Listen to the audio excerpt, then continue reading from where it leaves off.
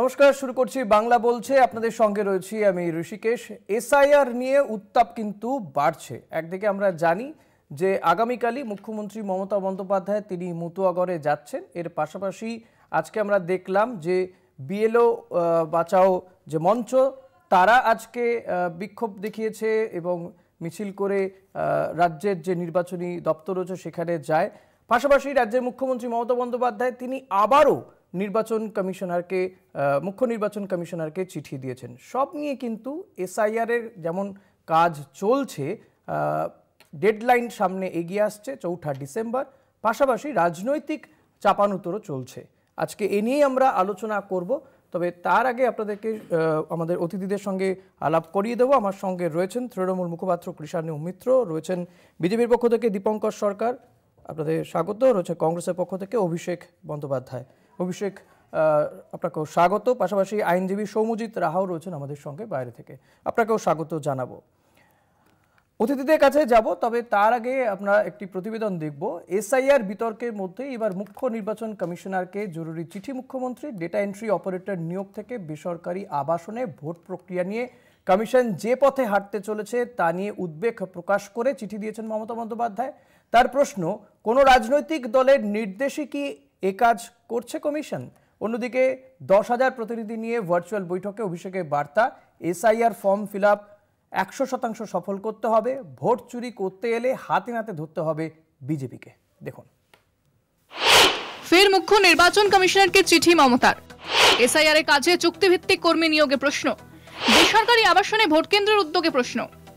ফের মুখ্য নির্বাচন কমিশনারকে চিঠি মুখ্যমন্ত্রীর। কয়েকদিন আগে চিঠি দিয়েছিলেন এসআইআর স্থগিতের দাবিতে। এবার চিঠি লিখলেন কমিশনের উদ্যোগ নিয়ে। দুপাতার চিঠির ছত্রে ছড়িয়ে রয়েছে মুখ্যমন্ত্রীর উদ্বেগের কথা। মমতা লেখেন, দুটি সাম্প্রতিক ঘটনা নিয়ে আপনাকে চিঠি লিখতে বাধ্য হচ্ছি। আমার মতে অবিলম্বে বিষয়টি নিয়ে আপনার হস্তক্ষেপ করা উচিত। পশ্চিমবঙ্গের মুখ্য নির্বাচনী আধিকারিক প্রত্যেক জেলা শাসককে নির্দেশ দিয়েছেন, এসআইআর ডেটা ওয়ার্কের কাজে কোনো চুক্তিবদ্ধ ডেটা এন্ট্রি অপারেটর বা বাংলা সহায়তা কেন্দ্রের কর্মীকে কাজে লাগানো যাবে না। এর বদলে সিইও একটা প্রস্তাব দিয়েছেন যাতে 1000 ডেটা এন্ট্রি অপারেটর ও 50 জন সফটওয়্যার ডেভেলপারকে 1 বছরের জন্য ভাড়া নেওয়া যায়। এটা গভীর উদ্বেগের বিষয়। জেলা অফিসেই যখন যথেষ্ট সংখ্যায় যোগ্য কর্মী আছে, তখন 1 বছরের জন্য বহিরাগত এজেন্সি দিয়ে এই নিয়োগের যুক্তি কি? মুখ্যমন্ত্রী আরো লেখেন, এটা শোনা যাচ্ছে যে বেসরকারি আবাসনগুলির মধ্যে ভোট কেন্দ্র তৈরির চেষ্টা চলছে। এর জন্য ডিওদের অনুমোদনও চাওয়া হয়েছে। এটা খুবই সমস্যা। সরকারি বা আধা সরকারি জায়গাতেই ভোট কেন্দ্র হওয়া উচিত। সামাজিক বৈষম্য দূর করতে ও অবাধ নির্বাচনের জন্যই এটা দরকার। কোন রাজনৈতিক দলের চাপেই কি এই কাজ করছে কমিশন? প্রশ্ন তুলেছেন মুখ্যমন্ত্রী। বিষয়গুলি গুরুত্ব দিয়ে দেখার জন্য জ্ঞানেশ কুমারের কাছে আর্জি জানিয়েছেন তিনি। অন্যদিকে 10,000 তৃণমূল কর্মী ও নেতাদের সঙ্গে ভার্চুয়াল বৈঠক করেন অভিষেক বন্দ্যোপাধ্যায়। তিনি বলেন, রাজ্যের সঙ্গে কোনো আলোচনা না করেই এসআইআর ঘোষণা করেছে জাতীয় নির্বাচন কমিশন। এই আতঙ্কে বিএলও সহ রাজ্যে অনেকের মৃত্যু হয়েছে, আত্মহত্যার ঘটনা ঘটেছে। এসআইআর একটা বাংলা বিরোধী সিদ্ধান্ত। জাতীয় নির্বাচন কমিশন ও বিজেপি একসঙ্গে কাজ করছে। হরিয়ানা, বিহারের মতো এখানেও জোর করে ক্ষমতা দখলের চেষ্টা করছে। বিজেপির ভোট চুরির চেষ্টা রুখতে হবে। 100% এসআইআর ফর্ম ফিল আপ করতে হবে। বিধায়ক ও সাংসদদেরও এর জন্য সতর্ক থাকতে হবে। অভিষেক বলেন, নির্বাচন কমিশন থাকবে 3 মাস, সরকার থাকবে 5 বছর। আপনাদের চিন্তার কোনো কারণ নেই। ফলে একটা জিনিস স্পষ্ট, স্বচ্ছতার সঙ্গে এসআইআর এ কাজ চাইছে তৃণমূল। তবে ভোট চুরির চেষ্টার অভিযোগ নিয়ে একে অপরকে দোষার রাস্তায় হাঁটছে রাজ্যের শাসক দল ও কেন্দ্রের শাসক দল। কলকাতা টিভি। আচ্ছা, এই বিষয়গুলো নিয়ে আমরা কথা বলবো। আমি অভিষেক আপনার কাছে আসবো শুরুতেই। এই যে মমতা বন্দ্যোপাধ্যায় তিনি আবারও চিঠি দিলেন মুখ্য নির্বাচন কমিশনার জ্ঞানেশ কুমারকে। তিনি এর আগেও চিঠি দিয়েছিলেন, যদিও তেমন কোনো উত্তর পাওয়া যায়নি। তিনি বিএলওদের উপর যে প্রেশার বাড়ছে এই সমস্ত বিষয় নিয়ে তিনি বলেছিলেন যে এত বড় একটা কাজ সেটা এত কম সময়ের মধ্যে কেন করতে হবে। এখানে আবার তিনি চিঠি দিলেন, এই যে বাইরে থেকে ডেটা এন্ট্রি অপারেটর নিয়োগ করা, 50 জন সফটওয়্যার ডেভেলপার নিয়োগ করা, কিংবা আবাসনগুলোতে যে বুথ করা হচ্ছে, করার প্রস্তাব দেওয়া হয়েছে, সেই বিষয়গুলো নিয়ে তিনি আপত্তি জানিয়ে চিঠি দিয়েছেন। আপনারা এই বিষয়টাকে কিভাবে দেখছেন অভিষেক? আচ্ছা, মুখ্যমন্ত্রী মমতা বন্দ্যোপাধ্যায় সাংবিধানিক অধিকার আছে, উনি চিঠি দিয়েছেন, সে ব্যাপারে আমার কোনো বক্তব্য নেই। উনি কি করবেন না করবেন সেটা নিয়ে তো সব ব্যাপারে তো আমাদের পক্ষে বক্তব্য দেওয়া সম্ভব নয়। কিন্তু উনি যে প্রশ্নগুলো তুলেছেন এখানে একটু ক্ল্যারিফিকেশন প্রয়োজন। এক, চুক্তিভিত্তিক কর্মী নিয়োগের অনুরোধ এসছে, RFP, request for proposal. R stands for request, অনুরোধকে নাকচ করবার সাংবিধানিক ক্ষমতা এবং অধিকার মুখ্যমন্ত্রী মমতা বন্দ্যোপাধ্যায়ের আছে, কারণ চুক্তিভিত্তিক কর্মীটা মুখ্যমন্ত্রী মমতা বন্দ্যোপাধ্যায়ের সরকারের আওতাধীন। উনি সেটা যদি না করেন বা সেটাকে লিঙ্গার না করতে চান, সেটা ওনার সিদ্ধান্ত। এক, যদি এটাকে সাংবিধানিক বা যুক্তরাষ্ট্রীয় কাঠামোতে আঘাত বলে ওনার মনে হয়ে থাকে, তাহলে তামিলনাড়ু সরকার যেভাবে এই ক্ষেত্রে সুপ্রিম কোর্টে গেছে, টিভিকে মানে বিজয় তালাপতির টিভিকে সঙ্গে নিয়ে, বা কেরালা যেভাবে সুপ্রিম কোর্টে গেছে, আমি নিশ্চিত মমতা বন্দ্যোপাধ্যায় এটা নিয়ে সুপ্রিম কোর্টের সাংবিধানিক বেঞ্চে প্রশাসনিকভাবে যাবে, তৃণমূল দলীয় ভাবে না। মুখ্যমন্ত্রী মমতা বন্দ্যোপাধ্যায় প্রশাসনিকভাবে সুপ্রিম কোর্টে যাবে, এটা এক। দুই, বিএলওদের ওপর কাজের চাপটা পশ্চিমবঙ্গ কেন্দ্রিক নয়। 19 দিনে 16 জন মারা গেছে এবং সারা ভারতবর্ষে। এই মুহূর্তে আমি আর তুমি যখন আলোচনা করছি, তোমাদেরই যে প্যাকেজ গেল দেখলাম উত্তরপ্রদেশে, উত্তরপ্রদেশ, গুজরাট, মধ্যপ্রদেশ। ঠিক, উত্তরপ্রদেশে একজন চাকরি ছেড়ে দিয়েছেন, আমাদের একজন মানে মহিলা সহনাগরিক। গুজরাটে রমেশ ভাই পারমার 50 ঊর্ধ্ব একজন মানুষ মারা গেছেন। যে কাজটা 1.5 বছরে হওয়ার কথা, তোমাকে যদি উচ্চ মাধ্যমিকের সিলেবাস 2 বছরের, যেটা 11 এবং 12-এর, তোমাকে 1 বছরে শেষ, এই 1 মাসে শেষ করতে বলা হয়, সাজেশন করেও তুমি করতে পারবে না বলে সমস্যাটা কোথায় হচ্ছে। আমি তোমাকে একদম, আমি যেহেতু তথ্য প্রযুক্তিতে কাজ করি, আমি তোমাকে ক্যামেরাম্যানকে একটু দেখাতে বলবো। এটা নির্বাচন কমিশনের নিজস্ব ওয়েবসাইটের ডেটা, এবং ডেটাটা আমার অভিষেক ব্যানার্জির 2002-এ বেলগাছিয়া পূর্ব বিধানসভা, তখন বিধাননগর বলে কোনো বিধানসভা ছিল না, বেলগাছিয়া পূর্ব ছিল, 366 নম্বরে আমার নাম আছে, এ দেখুন লাল করে দিয়েছি। এবং আমি যখন সেই একই ইনফরমেশন দিয়ে নির্বাচন কমিশনের ওয়েবসাইটে আপডেট করছি, নিচে দেখুন নো রেকর্ড ফাউন্ড বলছে। কেন এটা দেখালাম? আমি ব্যতিক্রমী নই। আমি বিধাননগর থেকে, যেখানে ওয়াইফাই আছে, যেখানে 100 Mbps স্পিড আছে, সেখানে আমার এই সমস্যা হচ্ছে, কারণ টেকনিক্যাল পরিভাষায় এটাকে বলা হয় মাস্টার ডেটা ম্যানেজমেন্ট। অর্থাৎ তোমার যে সেন্ট্রাল ডেটাবেসটা আছে, সেই ডেটাবেসটা স্যানিটি ঠিকঠাক করা নেই। তাই তোমার যখন কো রেফারেন্স করতে হচ্ছে আধার নাম্বার দিয়ে, বা আধারের নামের ভুল, আমার নাম সৌভাগ্যবশত এক রয়েছে, কিন্তু অনেকের নাম আছে, ধরুন অভিষেকের নাম আধারে একরকম আছে, ভোটারে একরকম আছে, সেই দুটোর ভেতর লিঙ্ক করা যাচ্ছে না। এবার সমস্যাটা হচ্ছে, বিএলওরা তো আর দশভুজা নয়। বিএলওরা একই সঙ্গে সারাদিন কাজ করার পর, এবং এদের যা ব্যান্ডউইডথের অবস্থা এবং সার্ভার ক্র্যাশ করে যাওয়ার যা ঘটনা, প্রত্যেক দিন এই ঘটনা ঘটার পর, মানে তারা সারাদিন কাজ করার পর রাত্রিবেলা এসে তারা তো একটা চাপ যে রয়েছে, এটা চাপ শুধু না, আমার অ্যাডিকুয়েট পরিকাঠামোটাও নেই। একটা তো আমি কৃষাণুর কাছে আসবো, বুঝতে পেরেছি অভিষেক আপনার বক্তব্য, আমি কৃষাণুর কাছে আসবো। এই আমরা দেখেছি যে অমিত মালব্য তিনি এই ব্যাপারে তার এক্স হ্যান্ডেলে লিখেছেন যে মমতা বন্দ্যোপাধ্যায়ের এই বিষয়গুলো নিয়ে এত সমস্যার কি আছে, এই যে ধরুন চুক্তিভিত্তিক ডেটা এন্ট্রি অপারেটর নিয়োগ বা আবাসনগুলোতে বুথ করা, যেটার বিরোধিতায় মমতা বন্দ্যোপাধ্যায় চিঠি দিয়েছেন। অমিত মালব্যর প্রশ্ন যে এতে সমস্যার কি আছে? না, সমস্যার কি আছে মানে সমস্যার কি আছে সেটা তো মমতা বন্দ্যোপাধ্যায় তার চিঠিতেই লিখেছে। আর অমিত মালব্য কতটা সেই সমস্যার ব্যাপারে তিনি ওয়াকিবহল বা বুঝলেও কতটা বুঝতে পারবেন আমার জানা নেই। তার কারণ হচ্ছে উনি তো মানে ফেক নিউজ, ভুয়ো ভিডিও এইগুলো প্রচার করতে বেশি পটু। তো সুতরাং মমতা বন্দ্যোপাধ্যায়ের চিঠি বুঝে ওঠার মতো ওনার বুদ্ধিশুদ্ধি আছে কিনা আমার সন্দেহ আছে। যাই হোক, উনি কি লিখেছেন অপ্রাসঙ্গিক, বাংলার মানুষের মনে বিহারেও কিন্তু সেখানে চুক্তিভিত্তিক কর্মী নিয়োগ হয়েছিল, তাতে আরজেডি, বাম, কংগ্রেস কেউই বিরোধিতা করেনি। তাহলে এখানে তৃণমূলের আপত্তি কোথায়? তারা করেনি। পরবর্তীকালে তাদের বক্তব্য থেকে পরিষ্কার যে তাদের কি কি জায়গায় ভুল হয়েছিল। এবং বিহারে যেটা ছিল সেটা হচ্ছে এনডিএর সরকার ছিল, তাদের তদারকিতেই নির্বাচন কমিশন, রাষ্ট্রীয় নির্বাচন কমিশন তারা নির্বাচন করিয়েছে, তাদের মতো করে করিয়েছে। তবে ফলাফল আমরা জানি যে আজকে কংগ্রেসের হোক, আরজেডি হোক বা বাম দলগুলোর বক্তব্যতে সেটা পরিষ্কার যে এই জীবিকা দিদিদের নিয়ে তাদের একটা মূল্যায়ন ছিল নির্বাচনের আগে, এখন পরে তারা বিজেপি যত দিচ্ছিল তারা আরো বেশি করে দেওয়ার প্রতিশ্রুতি দিয়েছিল। এখন বোঝা যাচ্ছে জীবিকা দিদিদেরকে অ্যাকচুয়ালি ভোটের ক্যাম্পেইনে বিজেপি বুথ স্তর অবধি ব্যবহার করেছিল, নির্বাচনের বোতাম টেপার আগে পর্যন্ত 1 সেকেন্ড আগে অবধি ব্যবহার করেছিল। 10,000 টাকা করে দিয়ে সেই কাজটা এটা এখন পরিষ্কার, এটা নিয়ে লোকাবার কিছু নেই, বিজেপির লোকেরা এখন বেশি বলছে। বিষয় হলো তোমাদের প্রতিবেদনে তোমরা একটা নিউজ বললে যে নয়ডাতে নাকি বা উত্তরপ্রদেশে 60টা এফআইআর লজ হয়েছে, নয়ডাতে হয়েছে। নয়ডার জেলা শাসক কে? ডিএমকে। নয়ডার জেলা শাসক হচ্ছে মেধা রূপম। তিনি কে? তিনি হচ্ছেন জ্ঞানেশ কুমারের জ্যেষ্ঠা কন্যা, বড় মেয়ে। তিনি হচ্ছেন নয়ডার ডিএম। তো এই জিনিসগুলো এখন অভিষেক বন্দ্যোপাধ্যায় কিছুদিন আগে একটা আভাস দিয়েছিলেন, তার পরিবারের আরো ইয়েতে নাম নিয়ে বলতে পারি। তো এইটা হচ্ছে একটা ব্যাপক হারে ভোট চুরির প্রস্তুতি তারা নিয়েছিল। অন্যান্য রাজ্যতে তাদের সরকার তারা একচেটিয়া বুলডোজার চালিয়েছে, কংগ্রেস বুঝতে পারেনি।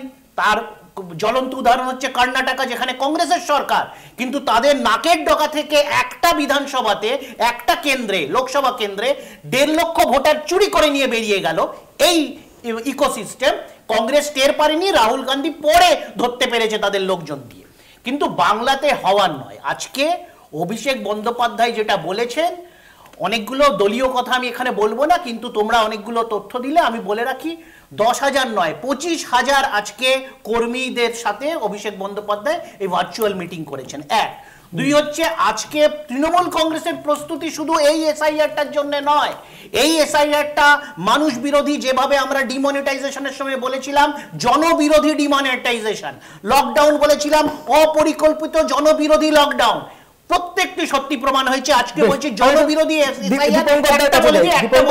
আর তারপরে বলবে আজকে আমরা বলেছি আমাদের এই তালিকা ঠিক করা এবং মানুষের জনসংযোগ করার প্রস্তুতিটা শুধু এই একটা ভোট নয়, আগামী 20 বছরকে মাথায় রেখে অভিষেক বন্দ্যোপাধ্যায় দিদির দুটার এর মাধ্যমে হচ্ছে। বেশ, আমি দীপঙ্কর দা আপনার কাছে আসবো। এই যে কোথাও যে কথা বলছেন মমতা বন্দ্যোপাধ্যায় যে বিশেষ একটি রাজনৈতিক দলকে সুবিধা পাইয়ে দেওয়ার জন্য এই ধরনের কাজ হচ্ছে, কোথাও কি মনে হয় যে নির্বাচন কমিশনের মাধ্যমে এসআইআর প্রক্রিয়া আদতে বিজেপির একটা মানে আপনাদেরই একটা যেটা কৌশল, সেটা মমতা বন্দ্যোপাধ্যায় অভিযোগ করছে, এইটা নিয়ে আপনি কি বলবেন? না, এটা আসলে নির্বাচন কমিশনকে আপনারাই ব্যবহার করছেন। দেখুন, এটা নিয়ে আমার কিছু বলার নেই। কি তাদের দলের নাকি সেকেন্ড ইন কমান্ড, সে বলেছে 100% এসআইআর করতে হবে স্বচ্ছতার সঙ্গে। আমি 100% স্বচ্ছতার সঙ্গে এসআইআর করতে হবে। তাহলে এসআইআর করার কথা তার দলের একজন বলছেন, এখন আমি শুনুন চলছে তখন তো করতেই হবে। আমি একজন বলার কথা বলছেন, আর একজন দাঁড়িয়ে মিটিং এ এই কলকাতার পরে বলেছে এসআইআর নেই কান্ডে দেঙ্গে, বলেছিলেন তো। তাহলে তার দলের নেত্রী বলেছিল এসআইআর করতে দেব না, ঠেলায় না পড়লে বিড়াল গাছে ওঠে না। মমতা ব্যানার্জির দলের আজকে বুঝতে পেরেছেন যে সাংবিধানিক সংস্থা নির্বাচন কমিশন, যাতে সংবিধানের ক্ষমতা দেওয়া হয়েছে 224 থেকে 229 নং ধারায় ভোটার তালিকা সংশোধন করার, সেই সাংবিধানিক ব্যবস্থার মাধ্যমে নির্বাচন কমিশনের ক্ষমতা আছে ভোটার তালিকা সংশোধন করার, এবং সেই সংশোধন করার জন্য নির্বাচন কমিশন এসআইআর করছে। এবং তার দলের কিন্তু সেক্ষেত্রে বাইরের থেকে লোক নিয়ে আসার দরকার আছে। নির্বাচন কমিশন 1000 লোক চেয়ে পশ্চিমবঙ্গ সরকারকে চিঠি দিয়েছে ডেটা এন্ট্রির জন্য। সরকার যদি না দেয় পশ্চিমবঙ্গ সরকার, তাহলে কি করবে? আতঙ্কে মৃত্যু হয়েছে বলে দীপঙ্কর দা আপনার কাছে আসবো, বেশ আপনার কাছে আসবো, আমি আসবো দীপঙ্কর দা, প্লিজ এই মুহূর্তে একটা খবর দেখাতেই হবে আমাদেরকে। এসআইআর আতঙ্কে আবারও মৃত্যুর খবর পাওয়া যাচ্ছে। এসআইআর আতঙ্কে মৃত্যু হয়েছে বলে দাবি। 2002 সালে ভোটার লিস্টে বাবা মায়ের নাম না থাকায় আতঙ্ক।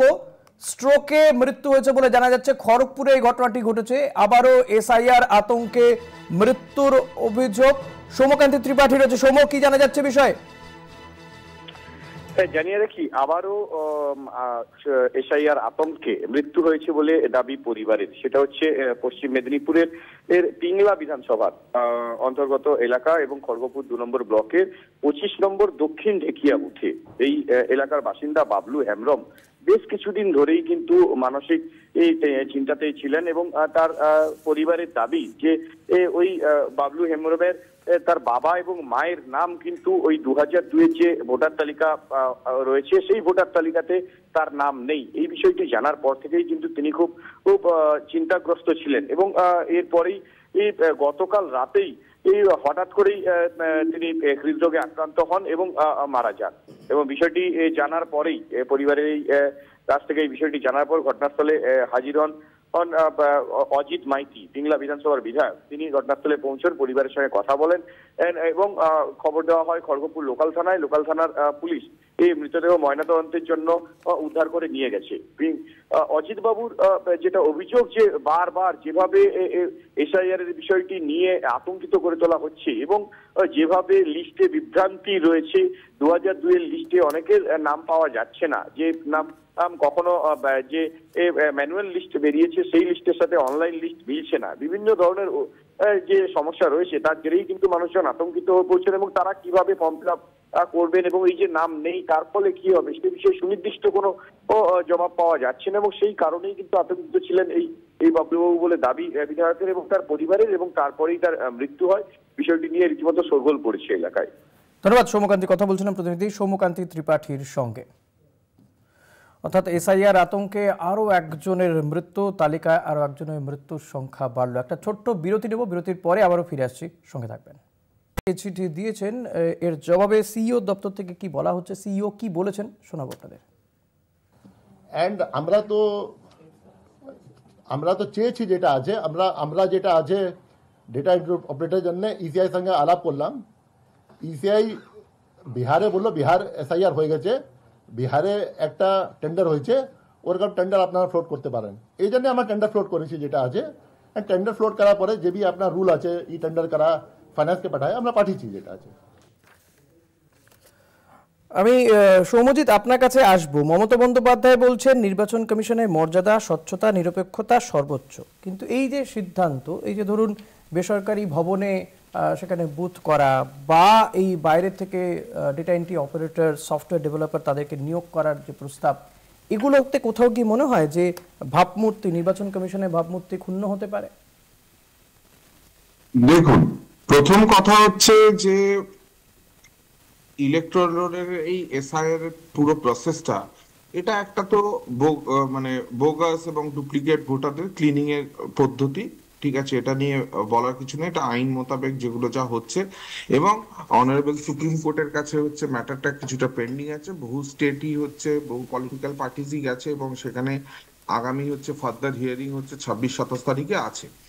কিন্তু আমরা যখন দেখছি যে এই গুলো ক্ষেত্রে স্টেপে স্টেপে বিভিন্ন ভাবে বিতর্ক হচ্ছে, প্রতিটা বিতর্কই হচ্ছে এই প্রসেসটার মধ্যে কানেক্টিং লিঙ্ক, কিন্তু ডটস এর মতো, মানে একটা ইন্ডিভিজুয়াল ডটস দিয়ে আপনি হয়তো আইডেন্টিফাই করতে পারবেন না, বাট প্রতিটা বিতর্ক যেগুলো হচ্ছে, সাপোজ ধরুন হচ্ছে অ্যাজ ইফ মনে হচ্ছে এনআরসি মনে করাচ্ছে, যেমন একটা সিটিজেনশিপ টেস্ট, এইসব কেউ কোনো জায়গা থেকে বিষয়টা হচ্ছে লাগছে অ্যাজ ইফ হচ্ছে তো একটা পলিটিক্যাল এজেন্ডাও আছে।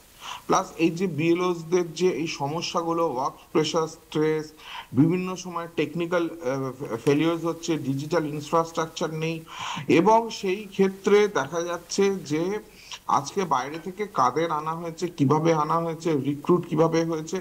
আমার বক্তব্য হচ্ছে আমি যখন ভোটার লিস্টের এই পুরো বিষয়টাকে এসআর পদ্ধতির মাধ্যমে একটা ট্রান্সপারেন্ট সিস্টেম আনা যাচ্ছে, তখন সেই ট্রান্সপারেন্ট সিস্টেমটাকে অপারেট করার জন্য যাদের মাধ্যম দিয়ে বা যাদেরকে আমরা কাজে লাগিয়ে করছি, সেই রিক্রুটেড পার্সনস বা সেই রিক্রুটমেন্ট বা তাদেরকে ব্যবহার করার ক্ষেত্রে কতটা ট্রান্সপারেন্সি মেনটেন করা হয়েছে, সেটা মানে ইলেকশন কমিশন একটু স্বচ্ছভাবে প্রকাশ করে বললে আমার মনে হয় এই বিতর্কটা উঠতো না। কারণ এটাই সাধারণ মানুষ এক্সপেক্ট করেন বা আমরা সবাই এক্সপেক্ট করি যে there is a transparency in the entire process। এবং সেই ক্ষেত্রে দেখা যেতে পারে শুধু তাদেরকে তো আনা নয়, এদেরকে কতটা কিভাবে মানে whether at all they have been politically manipulated or not, or how they have been brought into this state for the purpose of doing this process, বা তাদের ট্রেনিং কতটা কি হয়েছে, কারণ পুরো একটা এত রাস্টাপ ম্যানারে হচ্ছে না, এত শর্ট টাইমে একটা হিউজ ম্যামথ টাস্ক, যে কারণে ওয়ার্ক প্রেশার স্ট্রেসের জন্য বহু বিএলওস বহু রকমের হচ্ছে আনবিয়ারেবল ওয়ার্কলোড ফেস করছে।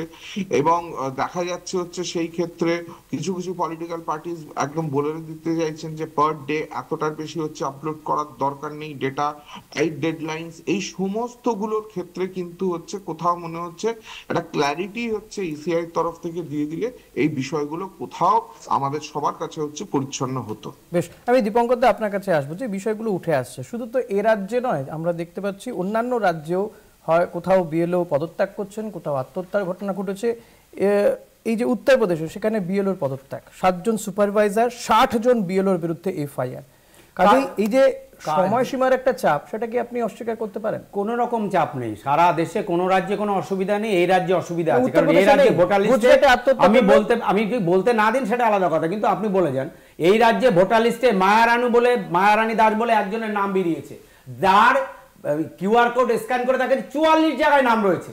তাহলে সেই 44 জায়গা থেকে এক জায়গায় নাম থাকার কথা 44 জায়গায় রয়েছে, পূর্ব মেদিনীপুর, পশ্চিম মেদিনীপুর, কলকাতা, হাওড়া, উত্তর 24 পরগনা। তাহলে 44 জায়গায় নাম রয়েছে, সেই নামগুলো বাদ যাবে না? সেই নামগুলোকে রেখে মমতা ব্যানার্জি ভোটে যাবেন, আর ভোটে যারা মৃত ভোটার তাদের নাম রেখে ভোটে যাবেন, ডবল এন্ট্রি ট্রিপল এন্ট্রি নাম রেখে ভোটে যাবেন, রোহিঙ্গা জিহাদিদের নাম রেখে ভোটে যাবেন। রাহুল গান্ধীর যে দাবি সেটা সমর্থন করছেন। শুনুন একটা কথা, এইভাবে কোন রাহুল গান্ধী যিনি প্রেজেন্টেশনে দেখিয়েছিলেন যে একজন ব্রাজিলিয়ান মডেলকে ব্যবহার করা হচ্ছে হরিয়ানাতে, এখানে কোথাও তিনি সাবিত্রী, রাহুল গান্ধী যেটা দেখেছেন নির্বাচন কমিশন উত্তর দিয়ে তার দেওয়ার জন্য বিজেপি বসে নেই, কিন্তু 44 জন আগে বিজেপি জবাব দিয়েছিল, 44 জন নাম থাকা ভোটার লিস্টে কেন মমতা ব্যানার্জি ভোট করতে চাইছেন? কেন এসআইআর প্রক্রিয়া করতে দেবেন না বলে রাস্তায় নামিয়ে দিয়েছিলেন, নিজের দলকে নামাবেন, 10 লক্ষ লোক নিয়ে দিল্লি ঘেরাও করবেন। এখন সেই ঠেলায় না পড়লে সেই কাজ হয়ে গেছে, তো বলে এক করে এক, বলছে এসআইআর করতে হবে 100%, আবার এদিকে বলছেন আজকে কেন দিচ্ছেন না? সারা দেশে যদি রাজ্য সরকারগুলো না, আজকে বিএলওরা তারাও রাস্তায় নেমেছিলেন, কাজের চাপের অভিযোগে তারাও রাস্তায় নেমেছিলেন। আমি প্রতিবেদন দেখি, প্রতিবেদন দেখাচ্ছি আপনাদের, আপনারা আগে দেখেন দিল না কেন 1000 ডেটা অপারেটরকে দিল না? দীপঙ্কর বলুন জবাব দিন। আজকে বিএলওরাও কাজের চাপে তারা রাস্তায় নেমেছে, মিছিলে বেরিয়ে গেছে। দেখুন প্রতিবেদনটা দেখুন, দীপঙ্কর দেখুন না, আমরা প্রতিবেদনটা দেখাই, প্রতিবেদনটা দেখাই, আমার কাছেও আছে, দেখাই প্রতিবেদন, দেখাই প্রতিবেদন, দেখান আমার কাছেও আছে না, প্রতিবেদন দেখাতে হবে তো।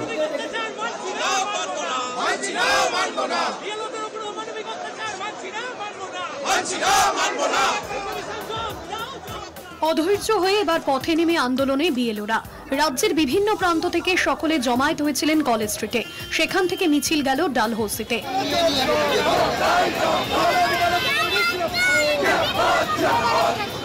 বিক্ষোভ চলাকালীন পুলিশের সঙ্গে ধস্তাধস্তিতে জড়ালেন বিএলওরা, চেষ্টা হলো ব্যারিকেড ভাঙার।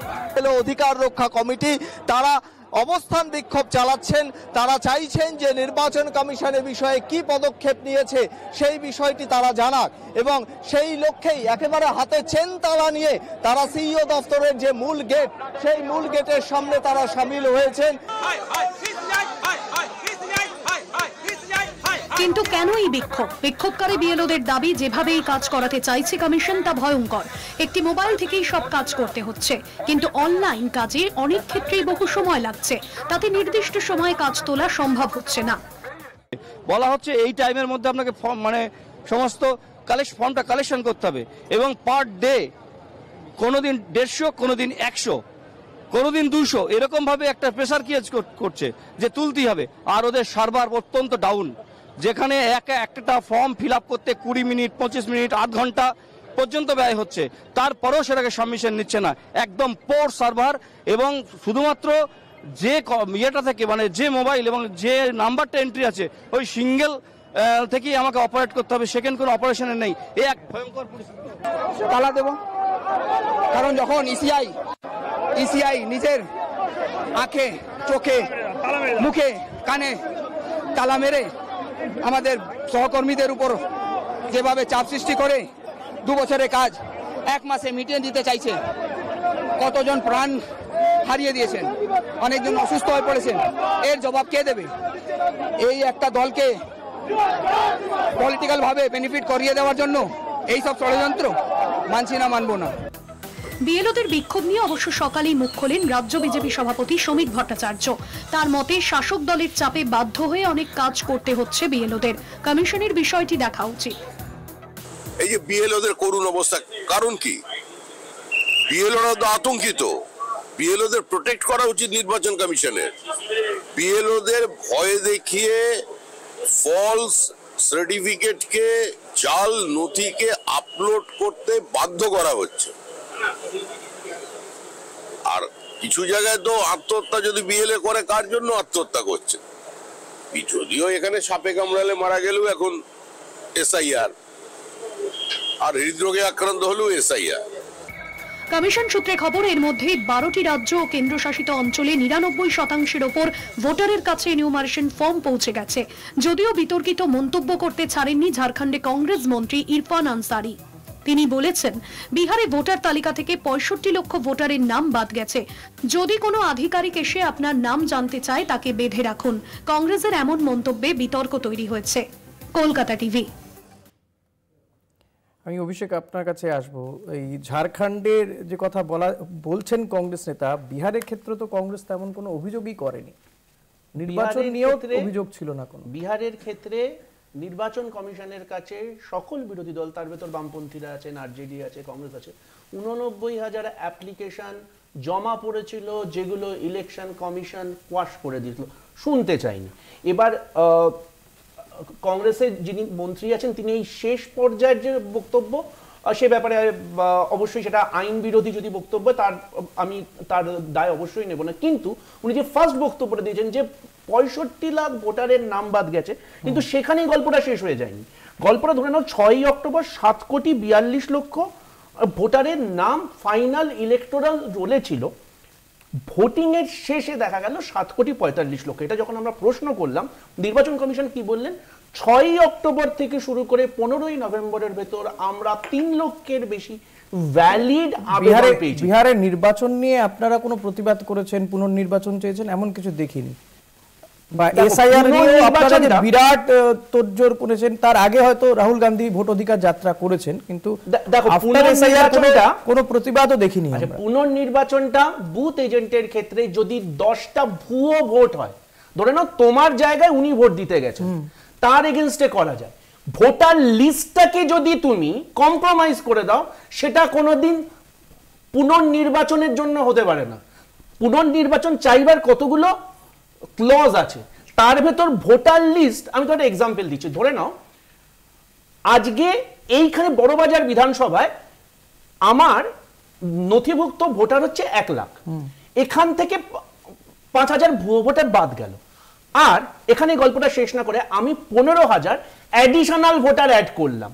এই যে 15, আপনারা জানতেন অ্যাডিশনাল ভোটার দিতে অ্যাড হচ্ছে, কারণ আমরা দেখতে পাচ্ছি যে দেখো তখন আপনারা কি করলেন? কোনো প্রতিবাদ আমরা এই যে বললাম 89,000, এবং শুধু না, তখন আপনারা নাকি হরিয়ানা ভোট চুরি দেখাতে একটা एग्जांपल দিই।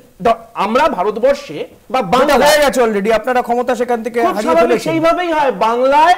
আমরা সৌম্যদা মানে সল্লেকের বাসিন্দা, উনি আমার সঙ্গে সহমত হতে পারবেন, দ্বিজেন মুখোপাধ্যায়, প্রয়াত দ্বিজেন মুখোপাধ্যায়কে ভোট দিতে দেখেছি। সেটা দীপঙ্করও বলছেন যে কিন্তু আমরা কোনোদিন ব্রাজিল থেকে ভোট দিতে আসতে দেখিনি। আমরা ব্রাজিল থেকে আমরা ইন্টারন্যাশনাল চুরি দেখি। বুঝতে পেরেছি। এবার একটা জিনিস তোমাকে একটা মানে জাস্ট শেষ করতে চাই, সেটা হচ্ছে যে বহিরাগত ভোটার যোগ হচ্ছে, বা ধরো একজন মানুষের 44 জায়গায় নাম আছে, একদম ঠিক। যারা যারা এই ক্ষেত্রে তো আপনাদের আর দীপঙ্কর বক্তব্য একই শুনলাম, রাহুল গান্ধী যেটা বলছেন দীপঙ্কর দাও সেটাই বলছেন, এবং আমাদের সেখানে একটাই বক্তব্য যে রাহুল গান্ধী তখন অন্তত রাহুল গান্ধীর রাহুল গান্ধীর সঙ্গে বিজেপির পার্থক্যটা হচ্ছে এখানে, রাহুল গান্ধী সেখানে বলেছেন যে এখানে এতগুলো ভুয়ো ভোট পড়েছে ইলেকটোরাল ডেটাটা দেখিয়ে। 44 জন মিটে যাওয়ার পরে, রেজাল্ট বেরিয়ে যাওয়ার পরে, মন্ত্রিসভা গঠন হয়ে যাওয়ার পরে কি করে বলবে যে আরে এতদিন মানে তুমি খুন করেছো, এই অভিযোগে তো তুমি গ্রেফতার করতে পারবে না। অভিষেক, আপনি বলছেন বিহারে এতগুলো ভুয়ো ভোটার ঢোকানো হয়েছে, তাহলে আপনি জানতে পাচ্ছেন কিন্তু কোনো প্রতিবাদ করেননি তখন। বুঝতে পেরেছি, কৃষাণুর কাছে আসবো। কৃষাণু, যেটা শ্রমিকদা বলছেন যে সাপে কামড়ালেও দেখানো হচ্ছে এসআইআর এ মৃত্যু হচ্ছে, হার্ট অ্যাটাক করলেও এসআইআর এ মৃত্যু হচ্ছে, এবং এই বিএলওরা আত্মহত্যা করছে বা তারা চাপে আছে কারণ আপনাদের জন্য, আপনারা চাপ দিচ্ছেন ভুয়ো তথ্য তাদেরকে আপলোড করানোর জন্য। হ্যাঁ, আমরা চাপ দিচ্ছি আর উত্তরপ্রদেশে বিএলও মারা যাচ্ছে, গুজরাটে বিএলও মারা যাচ্ছে। মানে এই মিথ্যাচারগুলো বললাম না, বিজেপি বাংলা কেন্দ্রিক বক্তব্য রাখতে গিয়ে ভুলে যায় যে দেশের বাকি রাজ্যগুলোতে যেখানে বিজেপি সরকার আছে সেখানে তাদের মুখ্যমন্ত্রীর মুখে চুনকালি তারা মাখাচ্ছে। এখন হচ্ছে যে বিজেপির ভোটার বিজেপির পঞ্চায়েত সদস্য সে নাকি বাংলাদেশেরও ভোটার। কিছুদিন আগেই পেপারে বেরিয়েছিল, আমরা টিভির পর্দায় তুলেও এখন এদের আমি আটকাইনি ভাই,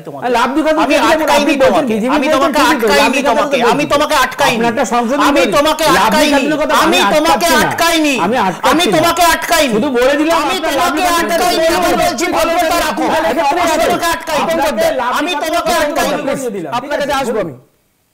বিষয়টা কি হচ্ছে, ইলেকটোরাল রোলের কাস্টোডিয়ানকে প্যান ইন্ডিয়া ইলেকটোরাল রোলের কাস্টোডিয়ান হচ্ছে ইলেকশন কমিশন অফ ইন্ডিয়া, যার কাছে প্রত্যেকটি বুথ থেকে প্রত্যেকটি রাজ্য সার্বিক দেশের ইলেকটোরাল নোম, লোকের নাম, তার এপিক নাম্বার, তার কোন বুথের সে ভোটার, তার অ্যাড্রেস, তার বংশ পরিচয়, তার সব আছে।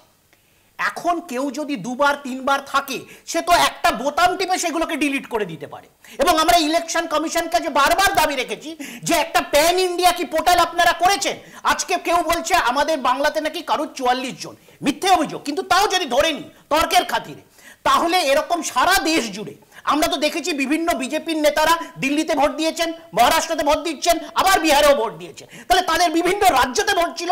এখন কোনো রাজ্যের নির্বাচন কমিশন বা রাজ্যের কোনো দলের পক্ষে সম্ভব না যে এই যে ভোট চুরি, এই যে সুসংগঠিত সায়েন্টিফিক ভোট চুরি, এটাকে ধরা যতক্ষণ না নির্বাচন কমিশনের এই যে পোর্টালে আপলোডটা স্বচ্ছতার সাথে হবে। আজকে যদি নির্বাচন কমিশন এটাকে সুনিশ্চিত না করতে পারে তার মানে ভোট চুরি হচ্ছে, তার মানে বিজেপির অভিযোগে, যেটা কিছুদিন আগে ওদের নেতা কি জানো অনুরাগ ঠাকুর করেছিল, যে বিজেপি অভিযোগ করছে নির্বাচন কমিশন ভোট চুরি করছে।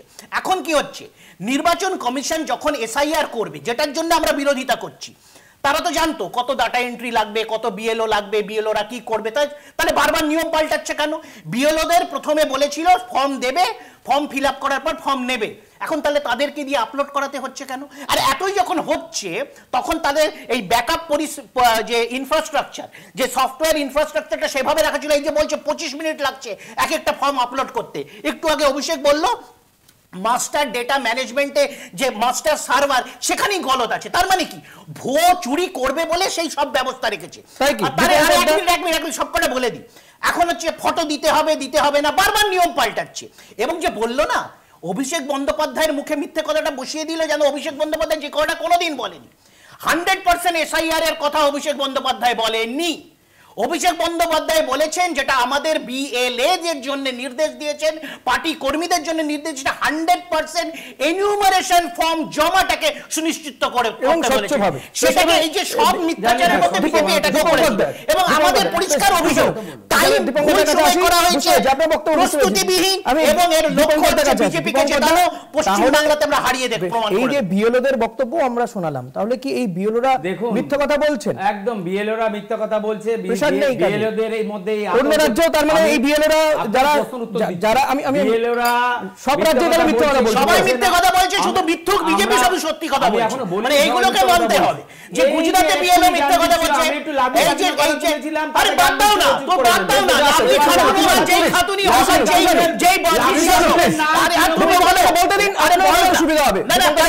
ও আচ্ছা, ওরা আটকাতে পারবে আর ওদেরকে আমি তখন ওকে আটকিছি। আমি তো পরিষ্কার কথা হচ্ছে যে ওরা বলুক বিজেপির পঞ্চায়েত সদস্য ভারতের ভোটার এবং বাংলাদেশের ভোটার, সেই নিয়ে বিজেপির লাভলি খাতুনটা অন্যায় হয়েছে, আমরা তার প্রতিবাদ জানাচ্ছি। বিজেপি প্রতিবাদ জানাক, একবার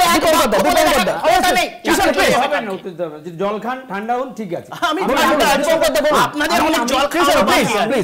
আমি লাভলু খাতুনের কথা আপনার শুধু মনে করে দিচ্ছিলাম, আপনি বিজেপির কথা, বিজেপির যদি নাম থেকে তাকে বাদ যাবে, আমরা বলছি তো কারো বিজেপির নাম থাকলে তারও নাম বাদ যাবে, বাদ যাওয়া উচিত।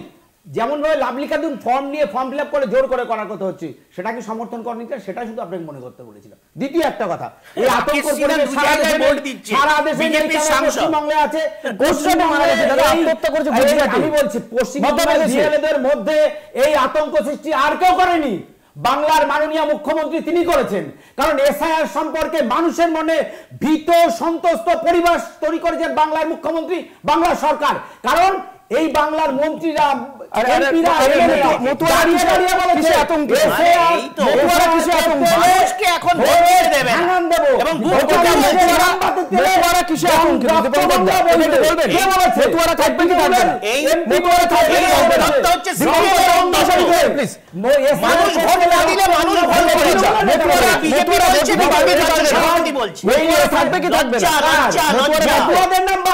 নিশ্চিন্ত থাকুন। কিভাবে কিশোর আপনাকে এখানে বলে গেলাম, আপনার বলছি আমি ঋষিকেশ, এই বাংলার বুকে একজন নাম বাদ যাবে না, বাদ যাবে চামচা জঙ্গি জিয়াদের নাম বাদ যাবে, নাম বাদ যাবে না, বাদ যাবে না। আমি 2002 সালে তার মানে তো এইটা হই যায় না, কেন যাবে গ্যারান্টি দেবে, তার জন্য কমিশন গ্যারান্টি দেবে, আপনি গ্যারান্টি নেবে, ন্যাশনাল অধিকারী গ্যারান্টি নেবে। এখানে এসে ওপার বাংলা থেকে উদ্বাস্ত হয়ে 2002 সালে ধর্মীয় 2002 ভোটার লিস্টে নাম নেই, আসেনি এদেশে, এটা কোথায় আছে, এটা এসআইআর কোথায় আছে, এটা এসআইআর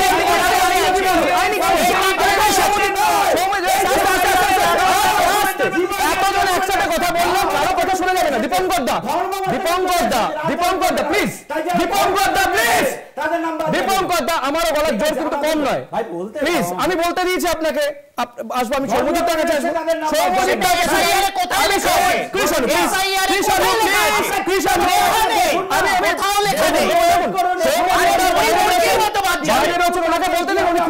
সুযোগ পাচ্ছেন না। সৌমজিৎ দা আপনি একটু বলে দিন আমাদেরকে যে মতুয়াদের কি হবে। 2002 সালে তাদের ভোটার লিস্টে নাম নেই, এখন সিএ নাগরিকত্ব দেওয়া হচ্ছে, কিন্তু এত দ্রুত তারা নাগরিকত্ব কি পেয়ে যাবে? তারপরে তারা এই সিএ মানে এসআইআর এর ফর্ম ফিল আপ কবে করবে? এ তো হয়ে এলো, আর এসআইআর এর ফর্ম ফিল আপ এসআইআর এর মতো চলবে, সিএ এর কাজ সিএ এর মতো চলবে। আপনি শুনুন সৌমজিৎ শুনুন, আমি এখনো বলতে পারি না, আপনি সৌমজিৎ দার কথা শুনি, আইনি বলতে পারবেন তিনি। একটু কোশ্চেনটা রিপিট করুন, নেটে আমি জানতে চাইছি সৌমজিৎ দা, এই যে মতুয়ারা যারা আশঙ্কার মধ্যে রয়েছেন তাদের নাম থাকবে কি থাকবে না, যাদের 2002 সালে ভোটার লিস্টে নাম নেই, যারা ওপার বাংলা থেকে এসেছেন, তাদের কি হবে? প্রথম কথা হচ্ছে একটা সুন্দর উত্তর প্রথমে একটা অ্যানালাইজ করে কিন্তু আমাদের প্যানেলে অভিষেক একটা বলে দিয়েছে, ঠিক আছে, যেখানে 2002 এর ভোটার লিস্ট সংক্রান্ত কি নাম আছে কি নেই তার উপর ভিত্তি করে। প্রথম কথা হচ্ছে আমাদের একটা জিনিস আমরা বারবার যেটা প্রথম থেকে হচ্ছে আলোচনা এখানে বহুবার হয়েছে, যে একটা জিনিস খেয়াল রাখতে হবে, এটা হচ্ছে একটা ক্লিনজিং প্রসেস ভোটার লিস্টের, এবং এটা কিন্তু সিটিজেনশিপের টেস্ট নয়। This is not a case of citizenship test, যেইটার জন্যই হচ্ছে এত প্যানিক স্ট্রাক হচ্ছে, এত কড়াকড়ি নিয়ম হচ্ছে। আজকে আপনারা একটা জিনিস লক্ষ্য করেছেন, আপনাদের এখানে যখন প্যানেলে বিভিন্ন সময় আলোচনা হয়েছে যে কারা ভুগবে, কাদের মধ্যে প্যানিক ছড়াচ্ছে, এখানে একটা মাইগ্রেন্ট ওয়ার্কার্সদেরও কথা আমরা আলোচনা করেছি আগেও, যে তাদেরও হচ্ছে সমস্যাটা হবে, তাদের নাম বাদ যাবে, তারা ভুগবে এই জায়গায়। আজকে এখানে যে টেকনোলজির কথা অভিষেক প্যানেলে একটু আগে বললো, সেখানে দেখা যাচ্ছে যে শুধু এই যে যারা এসছে প্রপার ডকুমেন্টেশন যদি না প্রোভাইড করতে পারে, যাদের ভোটার লিস্টের নাম আছে, ন্যাচারাল কোর্সে এখানে কিন্তু বিষয়টা হচ্ছে ভেরিয়াস মার্জিনালাইজড কমিউনিটি শুধু না, বহু মানুষেরই নাম বাদ যাবে, irrespective of caste, creed, religion বাদ যাবে। এবং এই জায়গায় সেই জন্যই বলা প্রথম থেকে হচ্ছে এই পদ্ধতিটাতে নিয়ে বেসিক বিরোধিতা নেই, কিন্তু এই পদ্ধতিটা নিয়ম নীতি সমস্ত কিছু মেনে মানুষের অসুবিধা না করে, এবং কোথাও নাগরিকত্ব প্রমাণ চাইছে এনআরসির ভূতটা যেন না দেখানো হয়, সেইটাই বারংবার বলা হয়েছে। আজকে তো লাস্ট উইকে আপনারা হয়তো দেখে থাকবেন যে এআই এনেবলড সিস্টেম করছে। আজকে এই জায়গায় বুথ লেভেল এজেন্টসদের তাদেরকে বলা হচ্ছে কমপ্লিটেড ফর্মস জমা দিতে, বিএলওসদের বলা হচ্ছে in person house hold visit করতে সিগনেচার ভেরিফিকেশনের ক্ষেত্রে, হ্যান্ড রিটেন স্টেটমেন্টের কথা বলা হচ্ছে। এতগুলো ধাপ যদি দেয় তো বহু মানুষেরই যারা হচ্ছে এন্টাইটেল নয় তাদের নাম বাদ যাবে। কিন্তু আবার এটাও ঠিক যে জেনুইন যারা ভোটার্স আছে তাদের নাম বাদ যাবে, সেইগুলো হচ্ছে বা কোনো মার্জিনালাইজ লোকেদের নাম বাদ যাবে, এটা কখনোই হচ্ছে এক্সপেক্টেড নয়, কোনোভাবেই হচ্ছে এটা অ্যাডমিনিস্ট্রেটিভ বা পলিটিক্যাল মিসইউজ হবে, সেইটা কাম্য নয়। বেশ, অভিষেক। আচ্ছা, কোনো ঝগড়া নয়, কোনো বাকবিতণ্ডা নয়, নির্বাচন কমিশন যে 11টা ডকুমেন্ট এবং 12তম ডকুমেন্ট হিসেবে যে আধার অ্যাড করেছে তার ভেতর আধার অ্যাড শুধুমাত্র বিহারের জন্য করেছে। একদম ভুল কথা, দীপঙ্কর বলে যাওয়া। যাই হোক,